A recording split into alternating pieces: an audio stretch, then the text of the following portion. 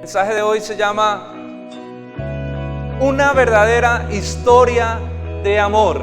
Una verdadera historia de amor. Una verdadera historia de amor. ¿Cuántos de aquí? Sé que las mujeres, la mayoría es las que levantan su mano con esta pregunta, pero ¿a cuántos de aquí les gustan las novelas o las películas o los cortometrajes de amor? ¿Sí? Bueno, hay hombres también que les gusta la trama que trae consigo. A mí a veces me gustan, pero a veces me duermen también, ¿no? Pero la verdad es que hoy voy a hablar de una historia de amor que no te va a hacer dormir, porque es la historia de amor más conmovedora, es la historia de amor más maravillosa, por eso se llama una verdadera historia de amor. Y es la historia del amor de Dios para con su pueblo. Vamos a hacer un recorrido de todo, a través de toda la Escritura, de cómo Dios ha amado, de cómo Dios ha anhelado tener una relación profunda con el hombre. Desde el huerto del Edén vamos a ir hasta Apocalipsis mirando la trayectoria de esta historia de amor a través de toda la Biblia. Así que yo le voy a pedir que esté muy pendiente de lo que vamos a hablar, para que usted no se pierda en el camino. Hay dos frases que me gustan mucho, que escuché. La primera es de Blaise Pascal, que dice: el ser humano tiene un vacío del tamaño de Dios que solo Dios puede llenar. Todos los seres humanos tenemos un vacío que es del tamaño de Dios, y todo el mundo está tratando de llenar ese vacío, pero nadie, sino solamente Dios, tiene la inmensidad, la plenitud para poder llenar ese vacío que hay en el corazón humano. Y hay otra frase que de San Agustín que dice: nos hiciste, Señor, para ti. Bueno, es más una oración. Nos hiciste, Señor, para ti, y nuestro corazón está inquieto hasta que descanse en ti. Nos hiciste, Señor, para ti, y siempre nuestro corazón estará inquieto hasta que pueda hallar reposo en su Creador. En este mensaje vamos a comprender a través de la Escritura que fuimos diseñados para tener una profunda relación con Dios. Ese es el diseño del hombre. O sea, no hay otro diseño. La gente malgasta su vida, la gente inutiliza su vida, la gente no puede llenar los vacíos existenciales, emocionales, espirituales de su corazón, porque no hay nada que pueda llenar eso sino una profunda y verdadera relación de amor con Dios. Así que para iniciar este tema yo quiero que nos vayamos al huerto del Edén, donde iniciaron todas las cosas, ¿verdad? Vamos a hablar de que Dios nos crea en el huerto con el fin de tener una relación. Gracias, Juan. Dios nos crea en el huerto con el fin de tener una relación. Por favor, vaya conmigo a Génesis capítulo 1, versículo 26 y 27. Génesis capítulo 1. Entonces dijo Dios: hagamos al hombre a nuestra imagen, conforme a nuestra semejanza, y señoree en los peces del mar, en las aves de los cielos, en las bestias, en toda la tierra y en todo animal que se arrastra sobre la tierra. Escuche: y creó Dios al hombre a su imagen, a imagen de Dios lo creó, varón y hembra lo creó. Si hay algo clave que nos revela este versículo, es que el hombre ha sido diseñado, ha sido hecho a imagen y semejanza de Dios. Y eso es lo que permite que el hombre pueda tener una profunda relación con Dios. Es decir, Dios crea al hombre de tal manera que el hombre se pueda relacionar profundamente con él. Cuando la Biblia dice que somos creados a imagen y semejanza de Dios, esto tiene que ver con dos asuntos. Primero, con un asunto moral de santidad. Y es que Dios crea al hombre en un estado de santidad, profunda santidad inicial. El hombre no tenía conciencia, no tenía conocimiento del mal. El hombre fue creado en un estado de inocencia y de bondad absoluta. ¿Por qué? Porque era la única manera de que el hombre en un estado de santidad se pudiera relacionar con un Dios santo. Un Dios santo no se puede relacionar con el mal y con el pecado. Entonces el hombre no tenía una conciencia de maldad. El hombre fue hecho en un estado de santidad para poder estar delante de la presencia de Dios. Lo segundo que tiene que ver la imagen y semejanza es que Dios pone en el hombre unas capacidades que nosotros llamamos unos atributos comunicables, que son aquellos que le permiten al hombre entender a Dios, comunicarse con Él, relacionarse con Él. Dentro de esos tenemos el entendimiento. De toda la creación, el ser humano es el único que tiene entendimiento para poder comprender, para poder entender a Dios. Dios tiene entendimiento perfecto, sabiduría, omnisciencia absoluta. Ahora, Dios pone en el hombre un entendimiento para que el hombre pueda entender a Dios, para que el hombre pueda conocer a Dios. Pero Dios también pone en el hombre unas emociones para que el hombre también de manera emocional pueda tener una conexión con el Señor. Es decir, que nuestras emociones dentro del plano de santidad se conectan de manera perfecta con Dios. Pero Dios también pone en el hombre una voluntad para que a través de esa voluntad el hombre pueda amar, pueda caminar con el Señor, ¿verdad? No hace un robot, un autómata. No, Dios crea un hombre con entendimiento, con emociones y con voluntad, que son los atributos comunicables para que el hombre pueda relacionarse de manera profunda con Dios. Esto hace posible la relación. Y Dios hace el hombre, y el lugar perfecto para esa relación es el huerto del Edén. Dios pone al hombre en el huerto. El huerto es el lugar donde Dios se relaciona de manera íntima con Dios. ¿Cómo era la relación de Adán y Eva en el huerto del Edén? Era una relación perfecta. Dice que Dios se paseaba en el huerto. Ellos podían ver a Dios, ellos caminaban con Dios por su estado de santidad. Ellos podían caminar con Dios. Si usted mira, por ejemplo, el versículo 28 y 29, Dios habla directamente a sus vidas. Y les bendijo Dios y les dijo: fructificad, multiplicaos, llenen la tierra y sojúzguenla. Señoreen sobre los peces del mar, las aves de los cielos y en todas las bestias que se mueven sobre la tierra. Y dijo Dios: he aquí que les he dado toda planta que da semilla, que está sobre la tierra, y todo árbol que hay, que da fruto y que da semilla, les va a ser para comer. La relación con Dios les hablaba directamente. Dios los llama y les dice: mire, los creé y todo esto que hice es para ustedes. Era una relación profunda, era una relación perfecta. Ellos escuchaban la voz de Dios de forma directa. Ellos vivían en la presencia manifiesta de Dios. Dios estaba en el huerto, Dios estaba con ellos en ese lugar. Dios quería instruirlos, Dios quería formarlos.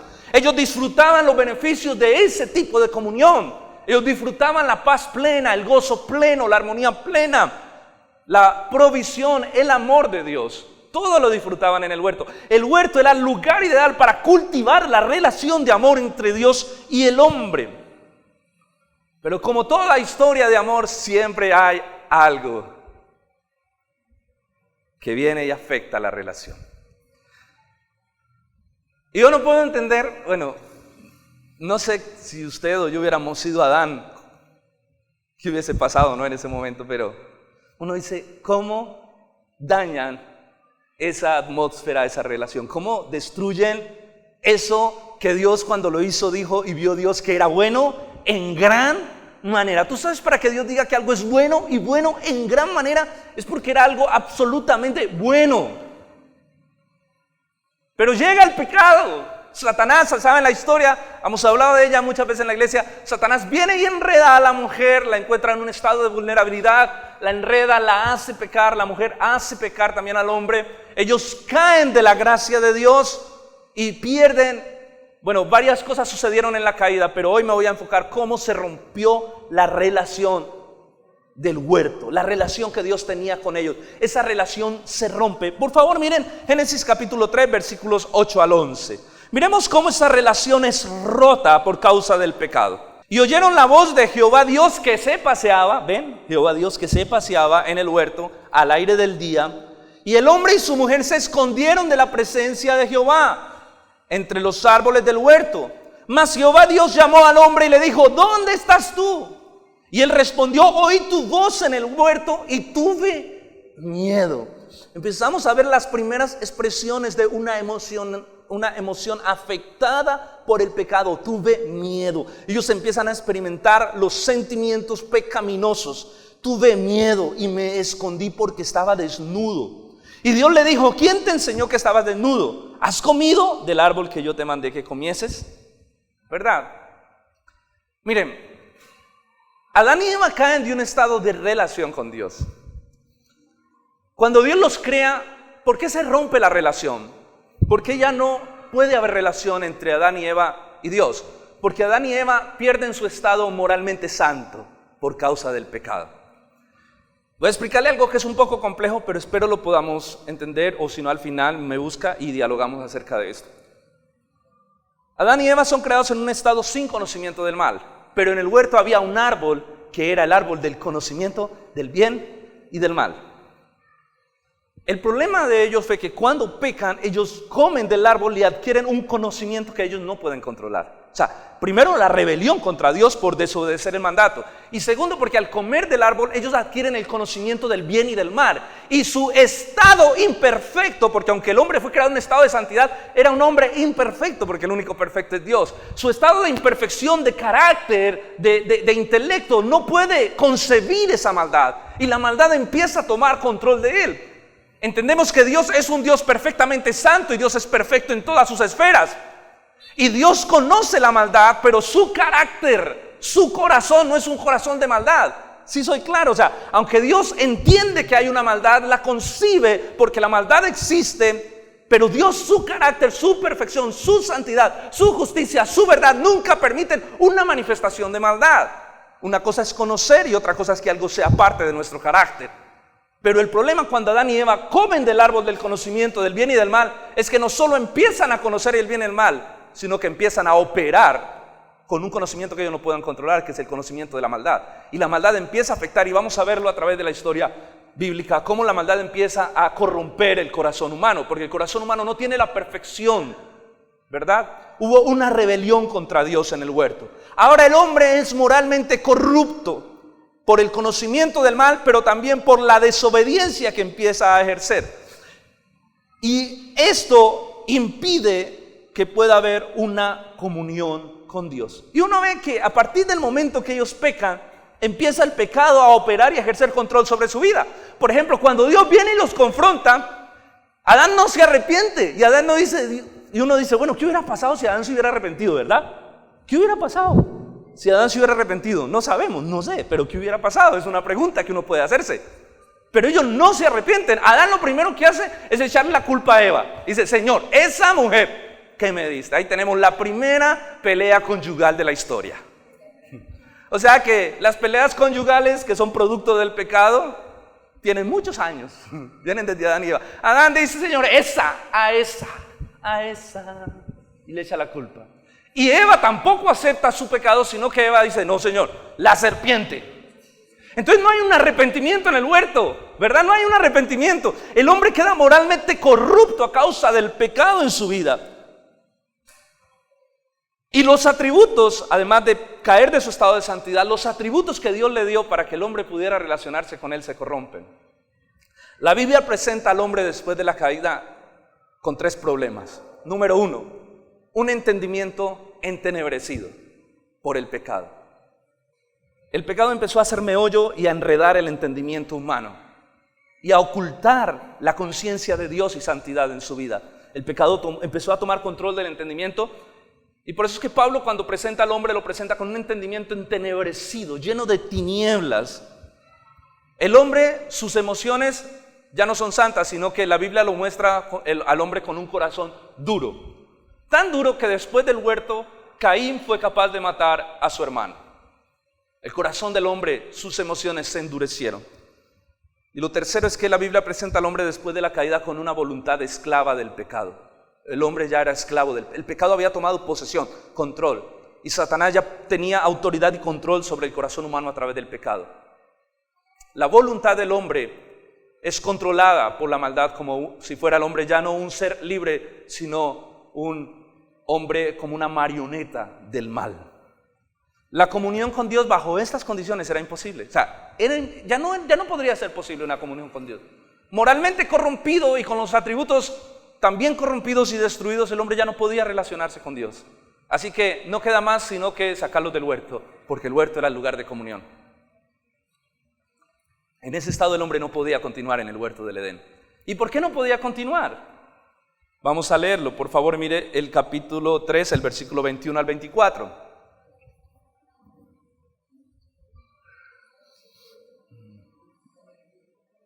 Y Jehová Dios hizo al hombre y a su mujer túnicas de pieles y los vistió. Qué bonito eso, ¿no? Aún sigue habiendo gracia de Dios sobre ellos. Y dijo Jehová, he aquí ahora el hombre, miren lo que dice Dios, he aquí ahora el hombre es como uno de nosotros, sabiendo el bien y el mal. Ahora pues, que no alargue su mano y tome también del árbol de la vida y coma, y viva para siempre. Y lo sacó Jehová del huerto del Edén para que labrase la tierra de la que fue tomado. Echó pues fuera al hombre y lo puso al oriente del huerto del Edén. Y puso querubines y una espada encendida que se revolvía por todos lados para guardar el camino al árbol de la vida. Entonces note lo que dice Dios. Dios dice, se reúne la Trinidad, porque usted ve que es plural, ¿no? Y dice, ahora el hombre es como uno de nosotros, conocedor del bien y el mal. ¿Qué vamos a hacer? Ya comió el árbol del conocimiento. Ahora que no alargue su mano y tome del árbol de la vida. Entonces Dios saca al hombre con la intención de que el hombre no tome el árbol de la vida. ¿Por qué? Usted se imagina en esa condición pecaminosa, con la voluntad, la mente y el corazón lleno de maldad y de pecado, el hombre viviendo eternamente en esa condición. ¿Usted se lo imagina? Porque ¿qué era lo que hacía el árbol de la vida? Producía vida eterna. Entonces Dios dice, por el propio bien del hombre, saquémoslo del huerto para que no alargue su mano y tome también del árbol de la vida y viva para siempre. Y viva para siempre en una corrupción moral y viva para siempre en medio del pecado. ¿Usted se imagina? Solo le hago una pregunta. ¿Usted se imagina que los seres humanos viviéramos eternamente en este mundo, en esta condición? ¿Usted se imagina el hombre lleno de perversidad? ¿Usted se imagina la gente, por ejemplo, un Adolfo Hitler viviendo eternamente? ¿Usted se imagina eso? Dios dice, no, que no alargue su mano y tome del árbol de la vida, saquémoslo del huerto por su propio bien. Y Dios puso una espada y ángeles guardando el camino al árbol de la vida para que el hombre a partir de ese momento tuviera que morir. Obligatoriamente la existencia del hombre empieza a culminar en ese momento y el hombre pierde los beneficios de la comunión. El hombre ya no puede percibir la voz de Dios de manera tan audible como en el huerto. El hombre ya no percibe su presencia manifiesta, ya no puede caminar con Dios a causa de su pecado. El hombre ya no disfruta la cercanía de Dios.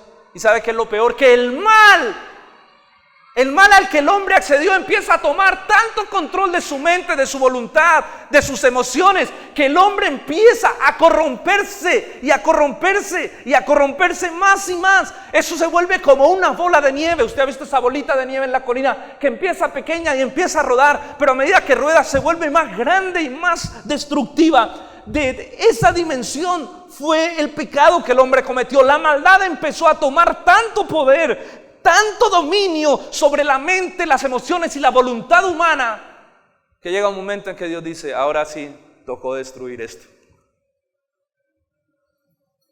Mírenlo por favor, Génesis capítulo 6, versículos 5 al 8. Y vio Jehová que la maldad de los hombres era ¿qué? Mucha en la tierra.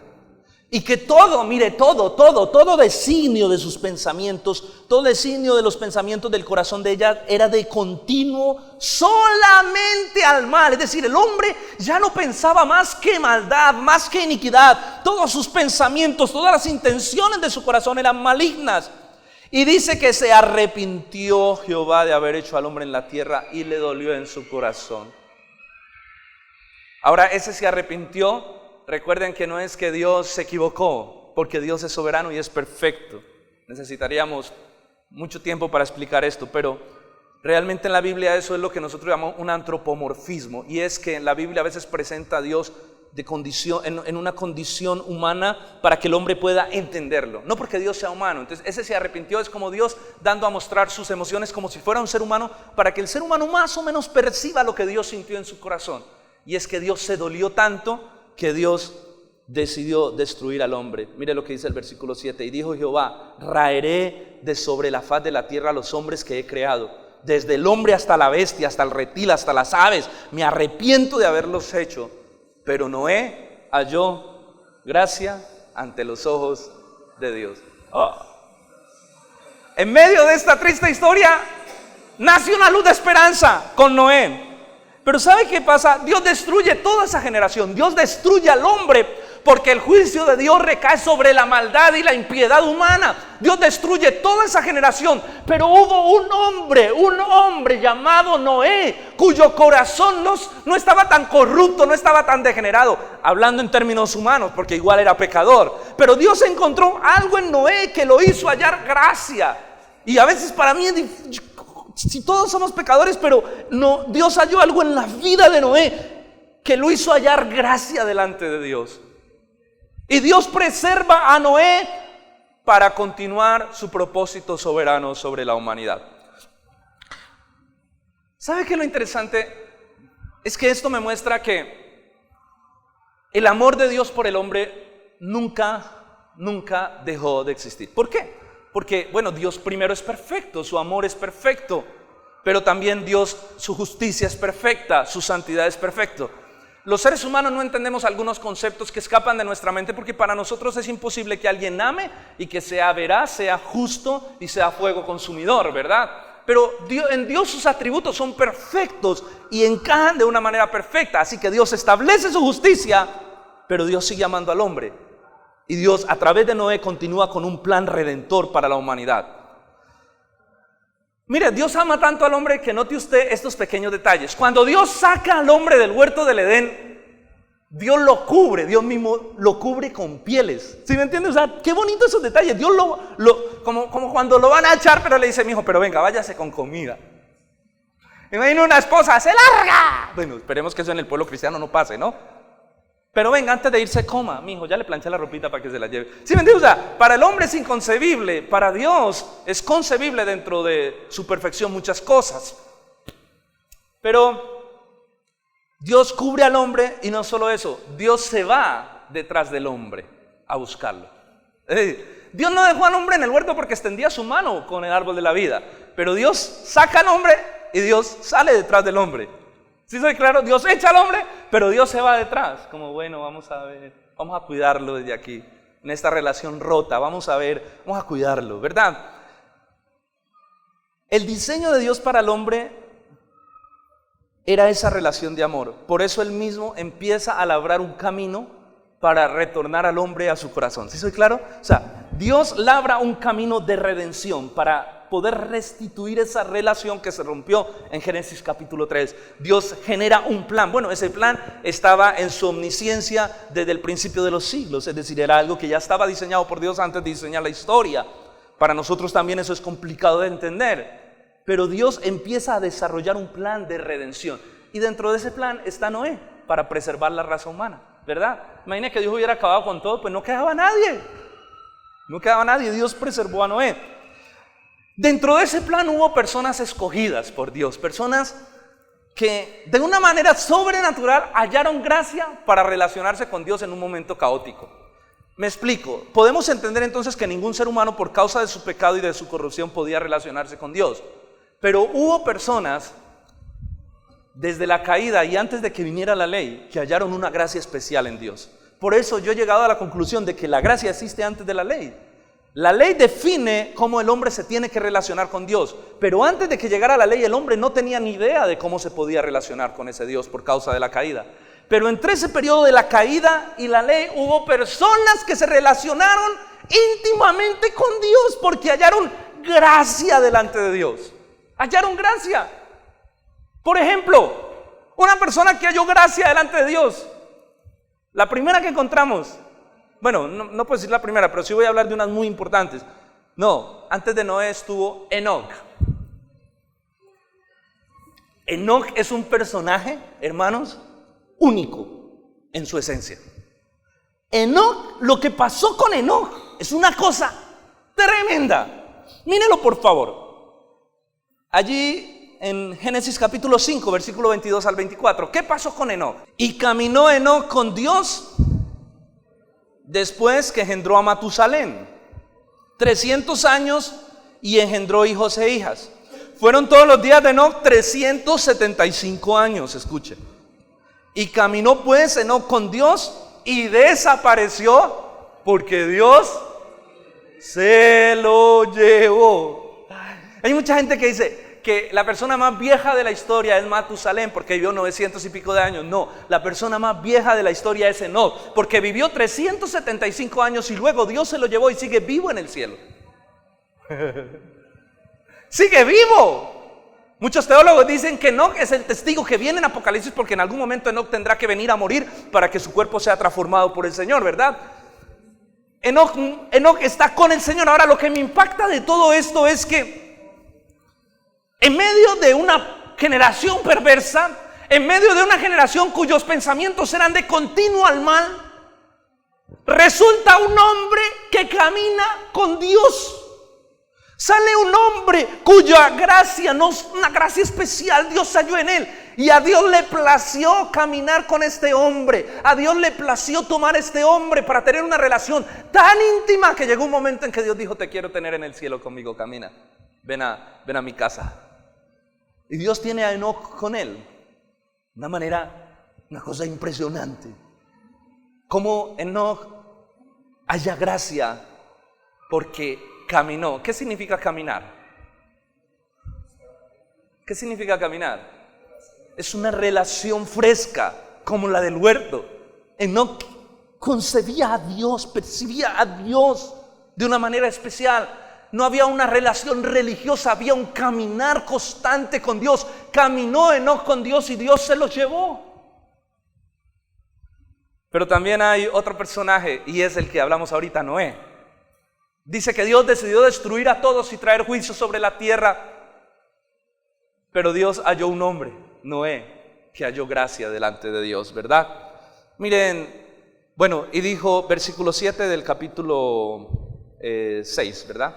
Y dijo Jehová: quitaré al hombre de la faz de la tierra, a los hombres que he creado, desde el hombre hasta la bestia, hasta el reptil y las aves de los cielos, pues me arrepiento de haberlos hecho. Pero Noé halló gracia a los ojos de Jehová. Y miren lo que dice el versículo 9. Estas son las generaciones de Noé. Y miren lo que dice la Biblia de Noé. Noé, varón justo. En medio de un mundo impío, la Biblia dice: hay un varón justo. Era perfecto en sus generaciones. Y dice: con Dios caminó Noé. Otra persona que camina con Dios. Yo creo que Dios no se llevó a Noé porque lo necesitaba para construir el arca, o si no también se lo hubiera llevado. Eso me muestra que Dios está buscando ese tipo de relación con nosotros, ese caminar con Él, ese querer vivir para Él, querer vivir para glorificarlo, para honrarlo, ese caminar de tal manera que ya mi vida no tiene sentido si no es en Dios, si no es con Él, si no es para Él. Ese anhelo de caminar en su justicia, en su santidad, es el tipo de gente que Dios desde el principio está buscando, porque fue lo que Dios siempre quiso con el hombre. Y Dios halla gracia. Noé halla gracia delante de Dios. Y Dios preservó a Noé para continuar su historia de amor con la humanidad, su plan redentor. Otro hombre que en medio de ese periodo entre la caída y la ley haya gracia, ¿quién fue? No, David fue en la ley. Abraham fue el siguiente. Y mire lo que dice Santiago de Abraham. Póngale un separador a Génesis y busque Santiago capítulo 2, 23. Mire lo que dice Santiago de Abraham. Mire lo que dice Santiago de Abraham. Y se cumplió la escritura que dice: Abraham creyó a Dios y le fue contado por justicia, y fue llamado amigo de Dios. ¿Usted sabía que Abraham fue llamado amigo de Dios? Puede apuntar Isaías 41:8 y segunda de Crónicas 27, donde hablan que Abraham fue catalogado como amigo. Dios llamó a Abraham amigo mío. Dios llamó a Abraham amigo. Esto implica que había una relación cercana. ¿Cómo es la relación de amistad? Esa relación profunda, esa relación que se disfruta. Dios dice: Abraham es mi amigo, porque había una relación profunda de Abraham para con Dios. Ustedes saben que Abraham fue alguien muy importante dentro de esta historia de amor. Abraham fue el padre del pueblo de Israel, el padre del pueblo, la nación escogida por Dios, de donde también vendría nuestro Señor Jesucristo. Abraham fue el padre de esa nación que iba a tener de nuevo el privilegio, la única nación que tendría el privilegio de relacionarse con Dios. Dios determina nuevamente una relación con el hombre a través del pueblo de Israel. Pero Abraham fue el padre de esa nación. Otro personaje que halló gracia antes de la ley, ¿quién fue? ¿Quién? Moisés, sí señora, Moisés. Otro personaje que halló gracia delante del Señor. Si usted mira por favor Éxodo capítulo 33 versículo 11, mire lo que Dios dice de Moisés. Personajes maravillosos, personajes que hallaron gracia delante de Dios por su vida, por su amor al Señor. Y hablaba Jehová con Moisés ¿cómo? Cara a cara. ¿Cómo? ¿Usted sabe que es que que Dios hable con alguien cara a cara? Como habla cualquiera con su compañero, y la palabra en el hebreo es reya, que es amigo de confianza. Como habla cualquiera con un amigo de confianza. Y él volvía al campamento, pero el joven Josué, hijo de Nun, servidor, nunca se apartaba de en medio del tabernáculo. ¿Recuerdan cuando Aarón y María hablan contra Moisés? Dios les dice a ellos: ustedes no tienen temor. Mire, yo a cualquier profeta yo le voy a hablar por sueños, por visiones, por revelaciones, pero a Moisés, a él hablaré cara a cara. ¿Por qué? Porque quiero y es mi amigo.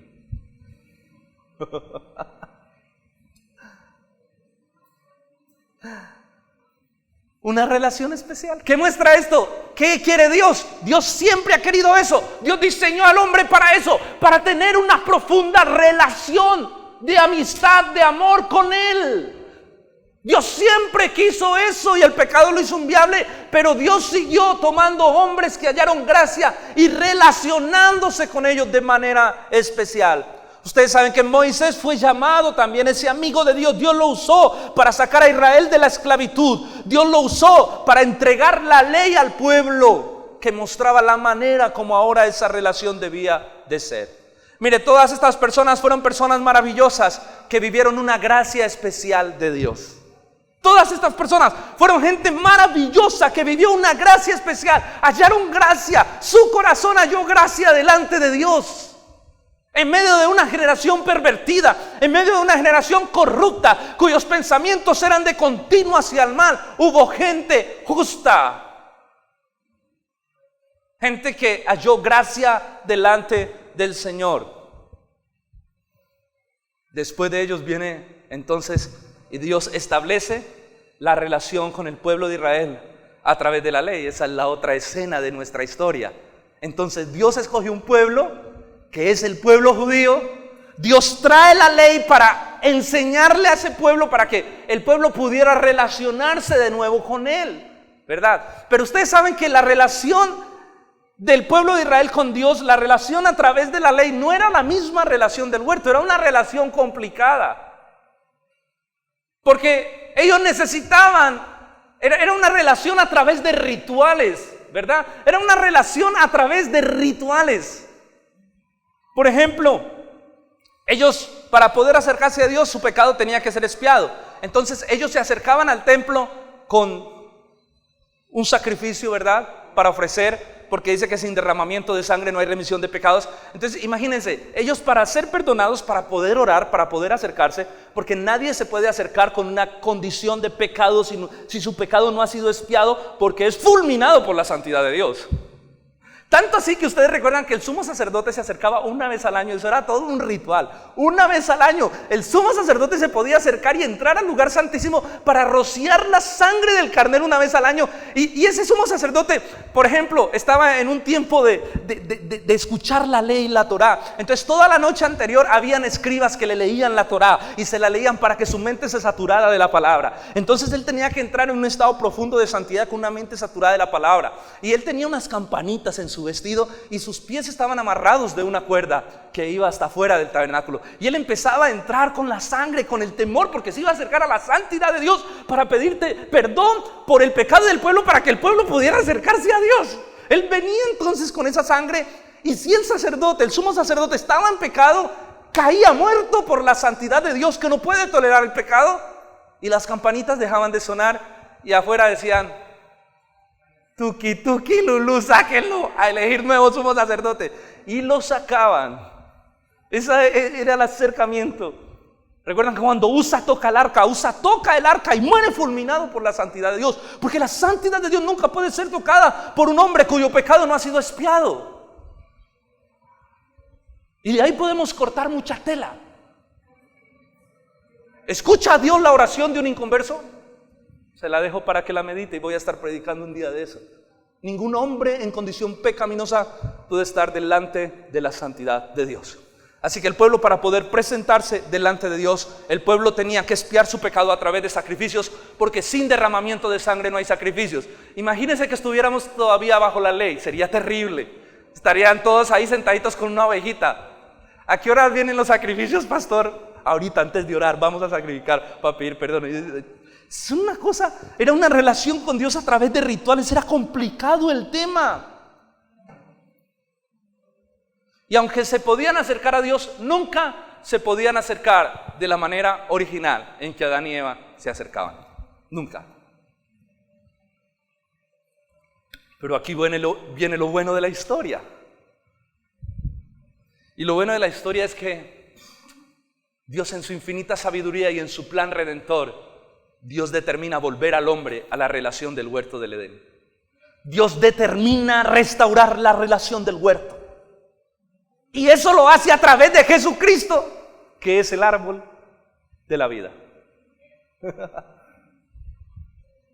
Cristo vino a morir en la cruz para hacer posible de nuevo la relación para la que fuimos creados en un principio. Y Dios le dice al pueblo de Israel: voy a hacer un nuevo pacto, y en ese nuevo pacto voy a hacer que ustedes me amen y vuelvan a mi corazón. Mire por favor Ezequiel capítulo 36, versículo 25 al 27, nos habla de la esencia del nuevo pacto a través de Jesucristo. Ezequiel capítulo 36, versículo 25 al 27. Esparciré sobre vosotros agua limpia, y seréis limpiados de todas vuestras inmundicias. Lo primero que dice Dios es: lo primero que tengo que hacer para volverlos a mi corazón es que tengo que limpiarlos de todas sus inmundicias para que se puedan presentar delante de mi santidad. Entonces dice: esparciré sobre vosotros agua limpia, y seréis limpiados de todas vuestras inmundicias, y de todos vuestros ídolos los limpiaré. Y les daré un corazón nuevo, y pondré un espíritu nuevo dentro de ustedes, y quitaré de su carne el corazón de piedra, y les daré un corazón de carne, y pondré dentro de ustedes mi espíritu. Wow. Y haré que anden en mis estatutos y guarden mis preceptos y los pongan por obra. Y eso es lo que el nuevo pacto viene a hacer. Lo primero que Dios dice es: miren, ¿sabe qué pasa en Cristo? Dios nos limpia con su sangre de todo pecado. El sacrificio perfecto hecho una vez y para siempre, que borra los pecados presentes, pasados y futuros de aquel que cree y está en Cristo. Ese sacrificio te presenta en la santidad de Cristo delante de Dios. ¿Sabes por qué Dios te puede ver a ti? ¿Sabes por qué Dios me puede ver a mí cuando nos acercamos a su presencia? ¿Sabes por qué no somos consumidos por la santidad de Dios? Porque usted y yo estamos en Cristo. No hay otra razón. Usted no puede hacer como el fariseo que diga: Señor, te doy gracias porque soy muy bueno. Doy todos mis diezmos en la iglesia, oro y ayuno. Voy a hacer el ayuno que dijo el pastor todos los días, Señor, solo con agua. Te doy gracias, Señor. Usted y yo nos podemos presentar delante de la santidad de Dios porque usted y yo estamos en Cristo. Porque cuando Dios te ve a ti, te ve a través de la obra justificadora de Cristo. Tú estás en Cristo. Él te ve en la santidad de Cristo. Él te ve puro y santo, porque la sangre de Cristo ha quitado el pecado de tu vida. Si no fuera por eso, no habría otra manera de acercarnos delante de un trono que es perfectamente santo.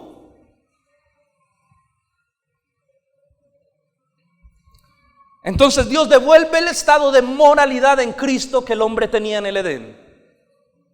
Pero además Cristo viene a restaurar los atributos comunicables que el pecado deterioró. Entonces este mismo texto nos dice: un entendimiento que estaba entenebrecido, la Biblia nos muestra que ahora por la verdad es liberado. Ahora, a través de la revelación de la palabra, nuestro entendimiento es libre del entenebrecimiento, del pecado, de la maldad. La palabra empieza a acabar en tu entendimiento para que tú puedas ver en la revelación de la palabra cómo es ese Dios con el que te relacionas, para que la imagen de Dios vuelva a brillar en el corazón, en la mente humana, a través de la palabra. Eso es lo que hace el nuevo pacto. Nos permite comprender, conocer la magnitud de Dios, y que ese entendimiento que estaba entenebrecido por el pecado, que le impedía conocer a Dios, se ha quebrantado. para que el hombre pueda entender de nuevo quién es Dios, cómo es Dios, sus atributos, su soberanía, su santidad, su verdad, su justicia, su inmutabilidad. Por eso, a medida que tú estudias la palabra, el entendimiento entenebrecido va siendo destruido por la verdad. El cristiano que no estudia la palabra es como una casa llena de telarañas. Horrible, no puede ver nada, porque hay telarañas en su mente que cubren la gloria de Dios en su vida. Dice la palabra que Satanás ha nublado el entendimiento de los incrédulos para que no le resplandezca la luz del evangelio, y a eso se refiere. Hay un entenebrecimiento en el entendimiento humano, pero la palabra rompe con esas tinieblas y trae luz y trae vida a la mente y al corazón del hombre. Entonces Dios restaura el entendimiento. El corazón endurecido, acabamos de leer que Dios dice: les voy a quitar el corazón de piedra en el nuevo pacto, voy a poner un espíritu nuevo, voy a poner un corazón nuevo. El Espíritu Santo empieza a transformar nuestras emociones, a purificarlas, a santificarlas, para que nuestras emociones puedan ser santas, para que podamos tener un corazón santo, un corazón sensible al Espíritu de Dios, un corazón sensible a la manifestación, a la presencia del Señor. Un corazón de carne de nuevo en nuestra vida. Nuestras emociones son santificadas por el poder de la palabra y el Espíritu Santo que habita dentro de nosotros. Pero también dice la palabra que esa voluntad que era esclava del pecado, dice Pablo, ustedes ya no son más esclavos del pecado, ustedes son libres para servir y para vivir para Dios. Dios rompe la esclavitud del hombre. Por eso Jesús dijo: conoceréis la verdad y la verdad os hará libres. Porque la esclavitud del pecado es rota en la cruz del Calvario. Usted y yo ya no somos esclavos del pecado. Nuestra voluntad ya no es esclava. Y aunque tenemos una inclinación, una tendencia a lo malo todavía, ya no somos esclavos del pecado. El pecado no controla nuestra voluntad. Ahora, si tú has creído en Cristo y tú caminas con el Señor, si tú has creído en Cristo. Pero ¿sabe qué es lo más tremendo? Es lo que dice el versículo 27. Para mí la cosa que más parte la cabeza y el corazón es lo que dice el versículo 27. Y pondré dentro de vosotros mi espíritu. ¿Tú sabes qué es eso? ¿Tú sabes qué es que Dios diga: yo voy a poner la tercera persona de la Trinidad dentro de ti? Yo voy a venir a morar en ti en el nuevo pacto. Voy a limpiarte de pecado y voy a venir a morar dentro de tu vida. Pablo dice que nosotros somos templo del Dios viviente. Nosotros somos morada del Espíritu Santo. El Espíritu Santo mora en el creyente, en el cristiano, en el que se ha arrepentido y ha nacido de nuevo. El Espíritu Santo mora. Es Dios morando en el hombre. Eso es una cosa loca.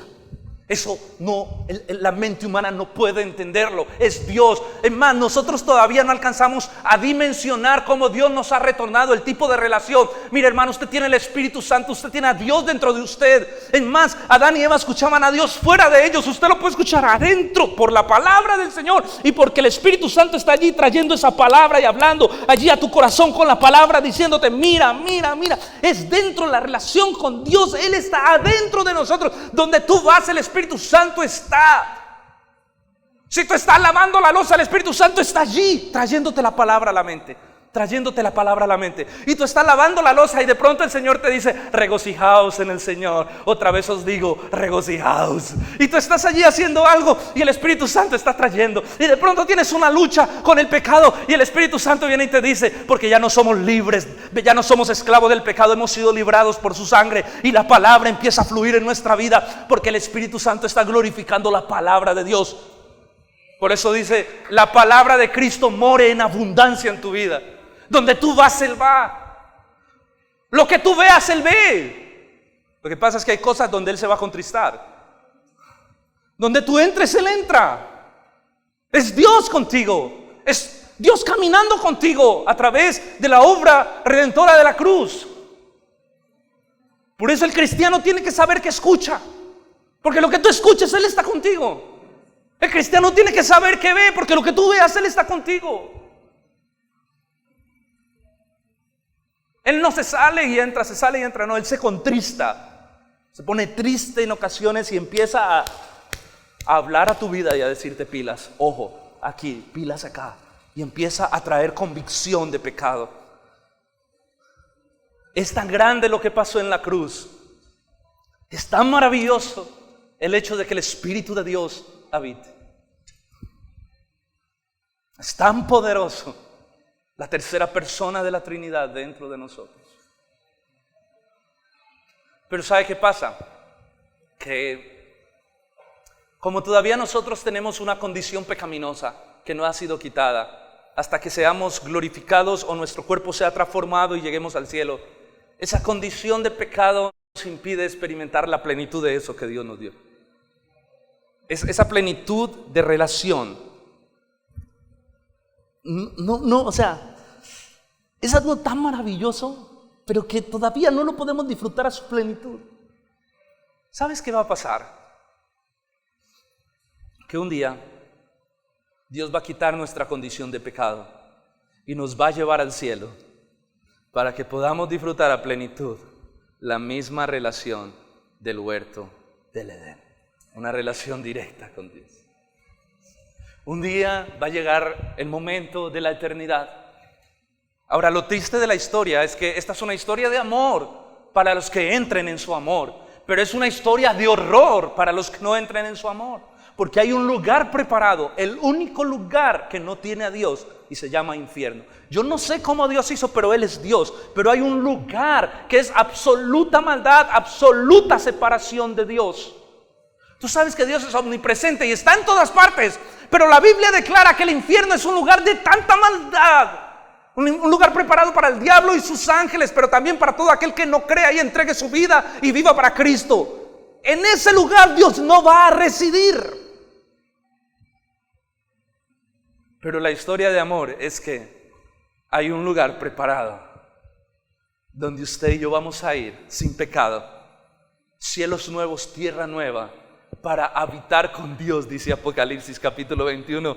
Y Dios será su lumbrera, la presencia manifiesta de Dios. Y ya no habrá un árbol del conocimiento del bien y del mal. Ya no habrá ese árbol. Ya no será por un tiempo, será por los siglos de los siglos, porque nada podrá destruir ese estado de perfección del hombre en la santidad de Dios. Nada, será un estado eterno con el Señor. La relación que Dios siempre quiso vivir con el ser humano, la vamos a vivir en su profunda plenitud cuando estemos con Él en la Nueva Jerusalén.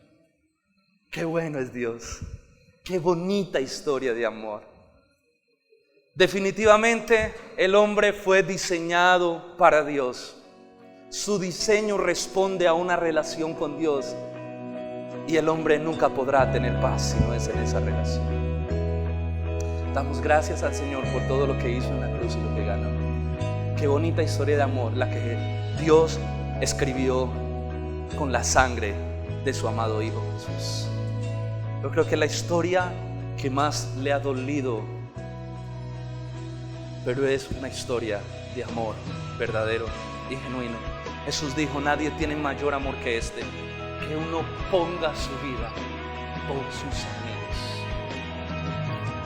Dios está buscando personas que se entreguen por completo a una relación profunda con Él.